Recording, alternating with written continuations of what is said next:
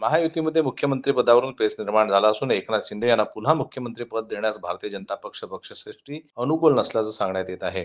दुसरीकडे किमान 2.5 वर्ष मुख्यमंत्रीपद मिळावं या मागणीवर शिंदे ठाम असल्यानं त्यांची समजूत काढण्यात येणार आहे. घडामोडींमुळे मुख्यमंत्रीपदाचा निर्णय काहीसा लांबणीवर पडला आहे. महायुतीला भरभक्कम बहुमत मिळूनही 2-3 दिवसात मुख्यमंत्रीपदाचा निर्णय होऊ शकलेला नाही.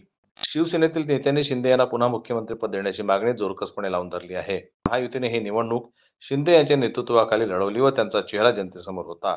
लाडकी बहीण व अन्य योजनांचं यश त्यांच्यामुळे असल्यानं मुख्यमंत्री पदावर शिंदे यांचा हक्क असल्यानं त्यांच्या समर्थकांना वाटत आहे.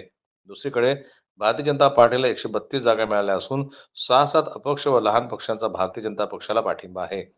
विधानसभेत बहुमतासाठी आवश्यक असलेल्या 145 आकड्याचा भारतीय जनता पक्ष अतिशय जवळ आहे.